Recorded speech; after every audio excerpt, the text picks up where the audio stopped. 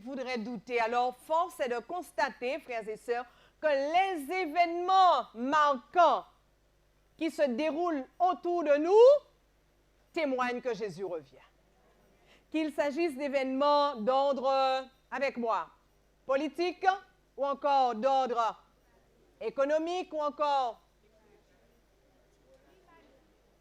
climatique, sociaux, etc., moraux, quels qu'en soient les événements. Tout ce qui arrive, comme ce qui nous dérange, bien sûr, toutes ces choses qui semblent nous déranger, annoncent cependant le retour de Jésus. D'ailleurs, c'est ce que Jésus lui-même a dit. Alors, je vous invite à prendre vos Bibles avec moi dans Matthieu, chapitre 24. Et notre Seigneur Jésus lui-même va l'affirmer. Matthieu, chapitre 24 et le verset 3. Alors, j'aime bien quand on cherche dans la Bible. Je sais que c'est affiché, bien sûr.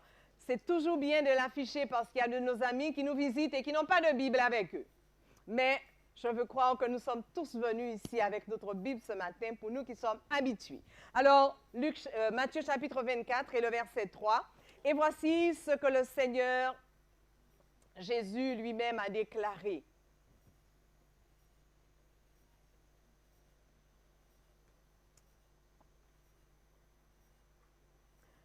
Alors qu'ils s'assirent sur la montagne des Oliviers, les disciples vinrent poser la question à Jésus en ces termes. Dis-nous quand cela arrivera et quel sera le signe de ton avènement. Et Jésus va reprendre tout ce que nous pourrons lire par la suite. Et le Seigneur lui-même va rappeler toutes ces choses. Et au verset 6, par exemple, il dit, vous entendrez parler de guerre et de bruit de guerre. Gardez-vous d'être troublés, car il faut que ces choses arrivent. Et là, il va préciser, mais ce ne sera pas encore la fin. Alors, il continue, il dit, une nation s'élèvera contre une nation, un royaume contre un royaume. Il y aura en divers lieux quoi? Des famines et des tremblements de terre. Et ensuite, il dit, tout cela ne sera que le commencement, ne sera que le commencement. Et ensuite, il va poursuivre. Ainsi, frères et sœurs, notre Seigneur Jésus nous a rappelé que tout ce que nous voyons de mauvais, tout ce que nous voyons de méchant, tout ce que nous n'aurions pas aimé voir, Jésus déclare que ces choses doivent arriver avant lui. Et nous comprenons alors que ces choses sont des signes. Et chaque fois que nous voyons un de ces signes, nous devons nous dire quoi? Levons les yeux, le roi arrive. Levons les yeux, le roi arrive. Oh, mes bien-aimés frères et sœurs, le retour de Jésus sera un événement glorieux. Et je veux croire que plusieurs d'entre vous, vous avez essayé d'imaginer cette chose. Non? Exact. D'ailleurs, la parole de Dieu dit, ce sont des choses que l'œil n'a pas encore vues. Et même si nous essayons de comprendre, mais nous n'arriverons pas toujours à comprendre. Mais en tout cas, ce que nous pouvons dire, ce sera un événement glorieux, quelque chose d'exceptionnel, un événement différent de toutes les grandes et belles cérémonies que nous avons vues jusqu'à maintenant. Pensez à vos mariages. Ces belles cérémonies de mariage, c'était au top, n'est-ce pas? Mais le Seigneur nous dit, ce sera encore meilleur. Ce sera beaucoup plus grandiose que tout cela.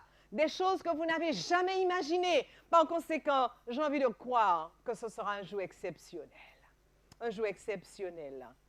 Même si les signes qu'il annonce sont loin d'être réjouissants, mais la venue de notre Seigneur Jésus sera un événement sans pareil. Un événement qui doit déjà remplir nos cœurs d'allégresse, uniquement en y pensant. Est-ce que ce matin, frères et sœurs, vos cœurs sont remplis d'allégresse de savoir que Jésus revient? Amen. Amen. Alors, vous savez, souvent, nos cœurs sont remplis d'allégresse lorsque nous sommes malades, lorsque nous souffrons et nous disons, ah Seigneur, je me réjouis car bientôt ces choses vont disparaître. Mais lorsque nous sommes dans la fleur de l'âge, quelquefois il est difficile de dire Jésus revient et que c'est bientôt. Je vais dire aux jeunes quelque chose que j'ai dit alors que j'avais à peu près 18 ans. Les autres, fermez vos oreilles. Hein? Je m'adresse aux jeunes. Un jour, je me suis mise à genoux. J'ai dit, Seigneur, ne reviens pas maintenant. Ne reviens pas maintenant. Et vous savez pourquoi? Je lui ai dit, je veux faire une croisière avant que tu ne reviennes. Quelle histoire! Une croisière! Et après, j'ai compris, Seigneur, je t'ai fait de la peine. Des années après, j'ai dit, mais Seigneur, quelle histoire! Ce que tu vas me donner sera loin, mais de loin meilleur à tout cela, n'est-ce pas, frères et sœurs? Alléluia, alléluia. Alors, chers jeunes, ne dites pas ça. D'accord? Certains pourraient penser, pas avant que je me marie. Et après, quand on note dans le mariage, on dit, Seigneur, tu dois déjà vivre longtemps. Quoi qu'il en soit,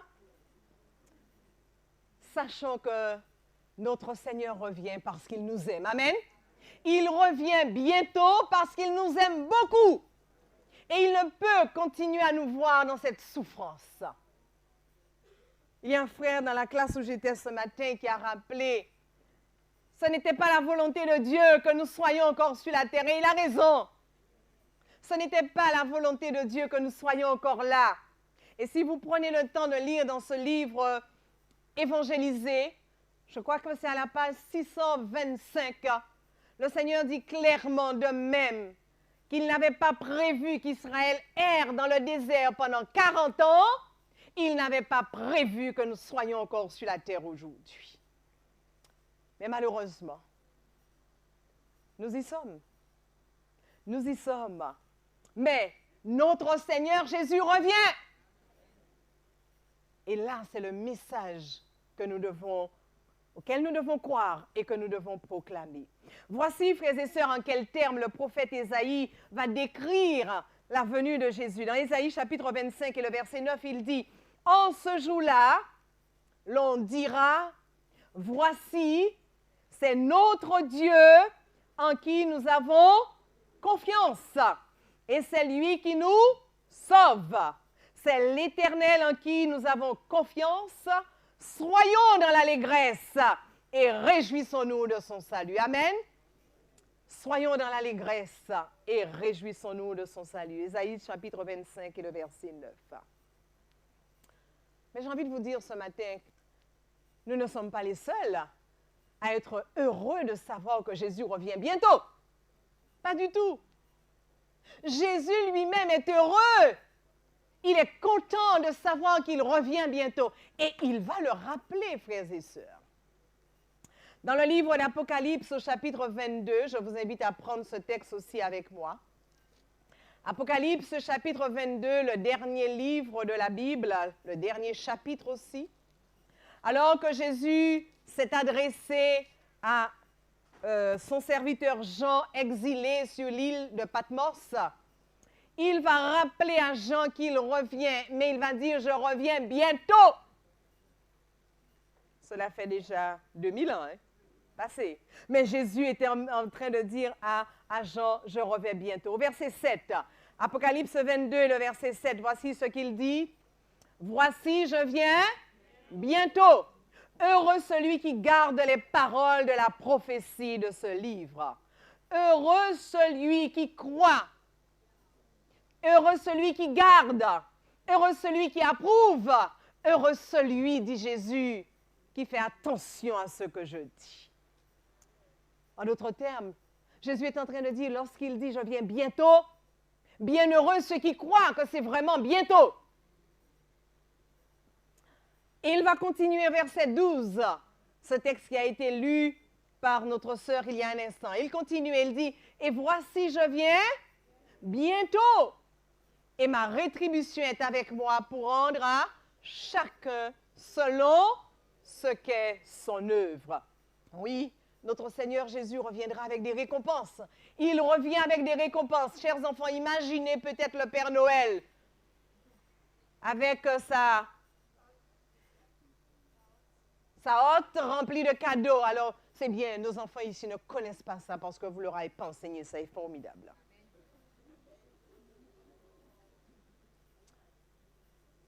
Mais ce sera, le Seigneur Jésus va venir avec tout le ciel. Des cadeaux, il dit, il viendra pour donner à chacun selon ce qu'est son œuvre. Des choses extraordinaires, en tout cas la vie éternelle. Il vient chercher son peuple pour l'emmener avec lui. Passer 1000 ans s'accompagner et ensuite revenir sur la terre pour l'éternité. Pour l'éternité. Quelle récompense! Ça dépasse de loin tous les cadeaux que vous pourriez avoir, chers enfants. Et voilà pourquoi chacun de nous doit se préparer pour ce glorieux jour. Mais Jésus n'a pas fini de rappeler que c'est pour bientôt. Il continue et au verset 20, il dit, oui, je viens bientôt. Oui, je viens bientôt. Celui qui atteste ces choses, celui qui déclare ces choses, rappelle encore, oui, je viens bientôt. Frères et sœurs, dans un seul chapitre, à 3 reprises, Jésus va dire qu'il revient bientôt.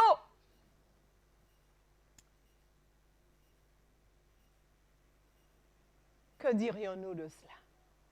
Alors j'entends certains qui disent, mais pasteur, cela fait plus de 160 ans qu'on dit que Jésus revient bientôt. Cela fait plus de 160 ans que l'Église adventiste, en tout cas prêche, Jésus revient bientôt. Qu'en est-il de ce retour? Où est ce bientôt? Où est le Seigneur Jésus que nous attendons? Où est-il? S'est-il perdu quelque part?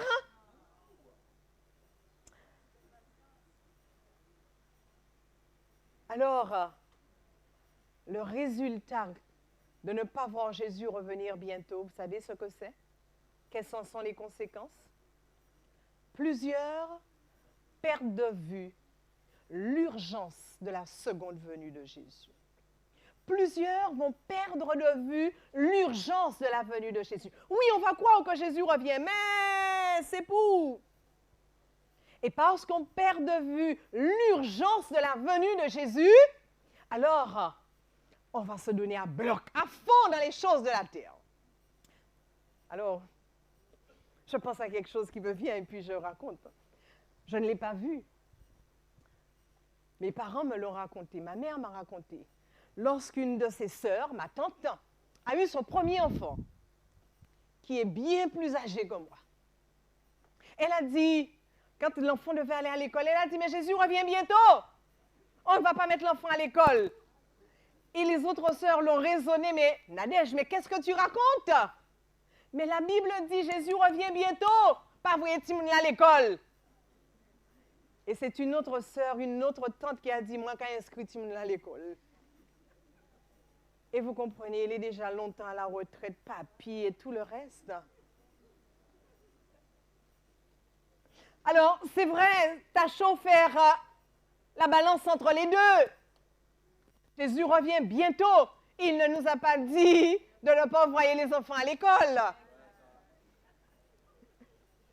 Mais il ne nous a pas dit non plus de nous focaliser sur les choses de ce monde, au point d'oublier l'urgence de son retour.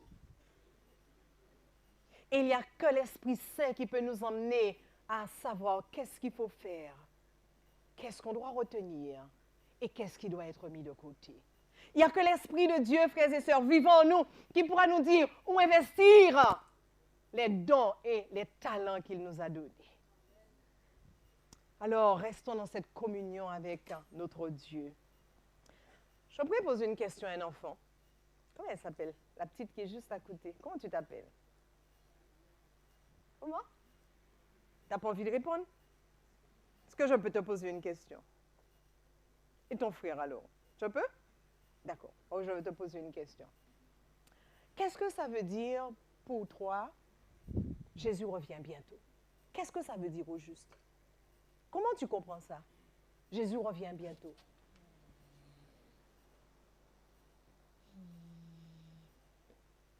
C'est quoi au juste? Je sais pas. Un plus grand, un ado. On va passer un peu plus haut, un ado. Allô? Valentin, c'est ça? Valentin. Alors, Valentin, tu vas nous dire. Il est là, Valentin. Qu'est-ce que ça veut dire au juste pour toi? Jésus revient bientôt. C'est pas une question piège, hein? Non, rassure-toi. Tu sais pas? Dis quelque chose, je suis sûr que tu as quelque chose. On ne pourra pas faire ce qu'on voulait faire. On ne doit pas faire ce qu'on veut faire. D'accord. C'est mon élève, hein? C'était mon élève. On ne va pas faire ce qu'on a envie, mais on va chercher à savoir ce que... Il y a quelqu'un d'autre qui voulait répondre? Oui, un plus petit. La vie éternelle revient bientôt. La vie éternelle revient bientôt. Amen. Jésus est là, vie éternelle. Un adulte. Un adulte. Qu'est-ce que ça veut dire vraiment? Alors, il y a un frère qui lève la main. C'est-à-dire que nous sommes dans les ténèbres et que la lumière revient bientôt. Jésus est lumière. D'accord. Alors, c'est technique, hein, là. Il Vous a avez un remarqué chemin. ça, hein? Ouais. Ouais. Ça veut dire maintenant que nous sommes dans la lumière, Jésus est la lumière, que la lumière revient bientôt. Très bien. Je vais vous inviter à réfléchir à une petite histoire pour comprendre la notion vraiment du bientôt. Qu'est-ce que ça veut dire réellement, Jésus revient bientôt? Rappelez-vous de Moïse, le serviteur de l'Éternel. Dieu demande à Moïse de monter sur la montagne, parce que là, il va lui remettre les tables de pierre. Et Moïse va monter sur la montagne. Et quand il arrive sur la montagne est enrobée de la nuée de l'Éternel. Et Moïse est dans la nuée. Et Moïse attend que Dieu lui parle. Mais qu'est-ce qui se passe pour ceux qui ont lu ce texte peut-être, dans Genèse chapitre 24? Moïse passe un jour et Dieu ne dit rien. 2 jours, silence radio. 3 jours, 4 jours, 5 jours, 6 jours s'écoulent. Moïse est là dans la nuée et l'Éternel ne dit rien. Waouh! Beaucoup auraient énormément de mal à vivre cela. Alors que nous vivons aujourd'hui le monde de l'Instagram, où tout doit aller vite et très vite. Et si ça ne va pas très vite, on se fâche. On n'est plus dedans. Et je comprends ce monde dans lequel nous sommes, alors comment nos jeunes ont du mal à saisir cette notion de Jésus revient bientôt. Et à le dire autour d'eux. Peut-être même parmi nous adultes, nous ne le disons plus aux autres autour de nous, Jésus revient bientôt. Nous leur disons, Jésus revient. Il reviendra. C'est une certitude. Mais on oublie de dire bientôt. On oublie de dire bientôt. De même, frères et sœurs, que Moïse a vécu cela. Et j'imagine Moïse. Et je suis persuadée que Moïse n'était pas dans l'impatience. J'ai envie de le croire. Que Moïse n'était pas dans l'impatience. Mais Seigneur Jésus, qu'est-ce que tu fais? Mais au contraire, Moïse devait certainement délecter chaque journée qui passait pour s'assurer qu'il était en mesure de rencontrer face à face le roi de l'univers. Et il en est de même pour nous. Jésus revient. Nous allons rencontrer le roi de l'univers. Mais dans quelles conditions, mes frères? Dans quelles conditions allons-nous rencontrer le roi de l'univers? D'ailleurs, tout au long de cette semaine, eh bien, c'est ce qu'on verra. Pas forcément avec moi seulement, mais avec aussi votre pasteur. D'accord? On va certainement partager. Mais c'est important de comprendre qu'on ne peut pas attendre Jésus. On ne peut pas attendre le retour de Jésus dans n'importe quelle condition. D'ailleurs, la première chose, allons dans 2 Pierre chapitre 3 et nous verrons, frères et sœurs, ce que l'apôtre Paul dit concernant l'identité de ceux qui ne croient pas que Jésus revient bientôt. 2 Pierre chapitre 3 et nous lirons les versets 3 et 4. 2 Pierre 3, versets 3 et 4. Et je veux croire que si jusqu'à maintenant vous étiez là, bien vous allez faire volte-face. Hein? 2 Pierre chapitre 3 et versets 3 et 4. Voici comment Pierre présente l'identité de ceux qui doutent du retour imminent de Jésus. Qu'est-ce qu'il dit? Sachant avant tout que dans les derniers jours, il viendra qui? Des moqueurs. Avec quoi? Leur raillerie, marchant selon le quoi? Leur propre convoitise. Et disant quoi? Où est la promesse de son avènement? Car depuis que les pères sont morts, tout demeure comme dès le commencement. Mais qui est-ce qui dit ça? Qui est-ce qui dit ça, frères et sœurs? Les moqueurs, pas les enfants de Dieu. Ceux qui doutent du retour imminent de Dieu sont des... C'est pas ici, hein? Non, c'est pas ici. Que vous soyez enfant, ado, jeune, adulte, ce n'est pas pour vous. Ce n'est pas pour nous. Car ce sont les moqueurs qui doutent du retour imminent de Jésus.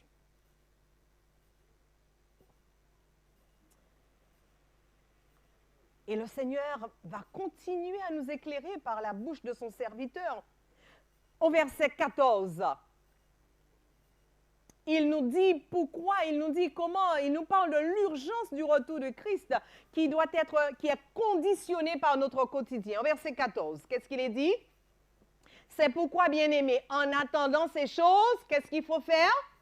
Appliquez-vous à être trouvés par lui sans tâche et irrépréhensible dans la paix. Appliquez-vous à être trouvés par lui sans tâche et irrépréhensible. À être trouvé quand?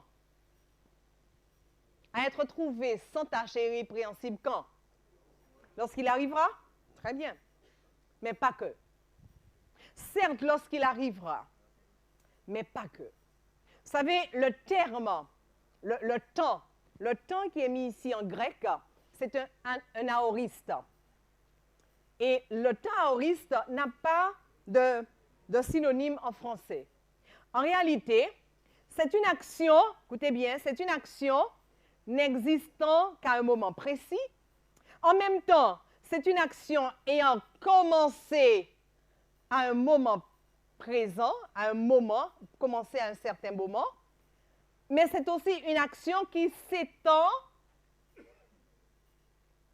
aussi jusqu'à un moment donné. En d'autres termes, c'est une action présente, c'est une action qui a commencé dans le passé, qui s'est réalisée dans le passé, et en même temps, c'est une action qui continue. Wow! En d'autres termes, nous comprenons que lorsque Jésus dit ici, par Pierre, son serviteur, appliquez-vous à être trouvé sans tâche, à être trouvé, il est en train de dire, quel que soit le moment, ce n'est pas uniquement lorsque Jésus reviendra, hein, mais quel que soit le moment, vous devez être trouvé sans tâche et irrépréhensible. Sans tâche et irrépréhensible, à tout instant. Et cela nous réjouit parce que nous savons, nous, peuple adventiste, que ce n'est pas le retour de Jésus qui marque le début de la vie éternelle. Nous savons que ce n'est pas le retour de Jésus qui met un point final à toute chose, mais bien lorsque nos noms passent en revue dans ce que nous appelons le jugement investigatif. Et c'est aujourd'hui, c'est maintenant, c'est en ce moment. Qui sait? Qui sait? Nous comprenons alors, frères et sœurs, si nous nous réjouissons du retour de Jésus, et si nous devons être trouvés à son retour sans tâche et irrépréhensible, mais c'est maintenant que nous devons être trouvés aussi sans tâche et irrépréhensible. Pas seulement lorsque Jésus apparaîtra.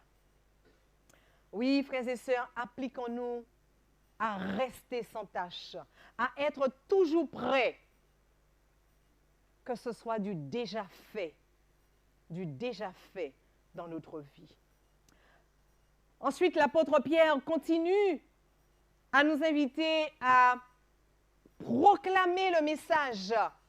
Parce que, rappelez-vous, on a lu au verset dans Apocalypse chapitre 22 et le verset 12 où il est dit que le Seigneur Jésus revient pour rendre à chacun selon son œuvre, pour rendre à chacun selon son œuvre. Ce qui veut dire en tant qu'Église adventiste, nous avons une œuvre à accomplir. Nous avons une mission à accomplir. Ce n'est pas ce que nous voulons accomplir, mais ce que le Seigneur veut. C'est pourquoi je vais vous lire cette citation tirée du livre « Événements des derniers jours » à la page 41. Et voici ce que la servante du Seigneur déclare. Dans un sens particulier, les adventistes du 7e jour ont été placés dans le monde comme des sentinelles et des porteurs de lumière. C'est à eux qu'a été confié le dernier message d'avertissement destiné à un monde qui périt. C'est sur eux que brille la merveilleuse lumière qui jaillit de la parole de Dieu. Une tâche d'une solennelle importance leur a été confiée. Laquelle? La proclamation des messages des 3 anges. Et ils ne doivent pas laisser leur attention s'en détourner. Amen. Événements des derniers jours, page 41. J'ai dit 141? Page 41, autant pour moi. Voilà, pas n'importe, lorsque le Seigneur dit qu'il vient pour rendre à chacun selon son œuvre, ce qu'est son œuvre, non pas en fonction de ce que nous aurions bien voulu faire, non pas en fonction de ce que nous aurions simplement fait, mais en fonction de ce que le Seigneur nous aura donné à faire, ce qu'il aura demandé. Frères et sœurs, où en sommes-nous? Où en sommes-nous face à tout cela? Parce que Jésus revient bientôt. Jésus revient bientôt, frères et sœurs. Certes, nous attendons les nouveaux cieux et la nouvelle terre. Certes, nous savons que le Seigneur nous fera du bien lorsqu'il reviendra. Mais, sommes-nous prêts? Sommes-nous prêts pour aujourd'hui? Où en sommes-nous? Le dernier verset que je lirai avec vous, les 2 derniers versets, toujours dans le livre de Pierre chapitre 3, ce sont les versets 10 et 11 de Pierre chapitre 3 et les versets 10 et 11. Voici ce que l'apôtre Pierre déclare. Le jour du Seigneur viendra comme un voleur, c'est-à-dire de manière subite, sans annoncer, d'accord, sans dire vraiment, de manière soudaine. En ce jour, les cieux passeront avec fracas, les éléments embrasés se dissoudront, et la terre avec ce qu'elle renferme sera consumée. Mais, frères et sœurs, puisque donc toutes ces choses doivent se dissoudre, avec moi, qu'elles ne doivent pas être la sainteté de votre conduite et de votre piété. Puisque tout ce que nous avons va disparaître, puisque tout ce que nous possédons aujourd'hui, maison, voiture, travail et tout le reste va disparaître, le Seigneur nous dit ce qui est essentiel. Ce qui est essentiel, dit l'apôtre Pierre, dit Dieu à travers Pierre, c'est la sainteté de notre conduite et de notre piété. Où en sommes-nous? Qu'est-ce que nos voisins voient de nous? Qu'est-ce que nos familles découvrent en nous? Qu'est-ce que nos frères et sœurs remarquent chez nous? Qu'est-ce que l'Église contemple en nous? Et qu'est-ce que l'univers observe en nous regardant? Que voient les anges lorsqu'ils nous observent? À la fin d'une journée, quel est le rapport, quel est l'état d'esprit dans lequel sont ces mondes habités qui nous observent? Frères et sœurs, le Seigneur nous donne encore la possibilité au cours de cette semaine de revenir à lui d'un cœur sincère. L'occasion de lui dire, Seigneur, je suis passé à côté. Seigneur, je n'ai pas été là où tu m'attendais. Seigneur, j'ai fonctionné en dents de scie, mais aujourd'hui, je comprends que c'est du définitif que tu attends de moi. Parce qu'aujourd'hui, je n'ai pas parlé de la mort, mais elle peut aussi nous frapper. Aujourd'hui, nos noms peuvent passer en revue. Aujourd'hui, Seigneur, et puisque tu as dit que tu reviendras comme un voleur, qui sait à quel moment tu reviendras? Aujourd'hui, nous devons être prêts. Le voulez-vous, frères et sœurs? Voulez-vous dire à Dieu, Seigneur, aujourd'hui, je m'abandonne à toi? Alors, si c'est le désir de votre cœur, je vous invite à des prières individuelles maintenant. Prenons le temps de prier et de nous reconsacrer encore une fois de plus à notre Seigneur.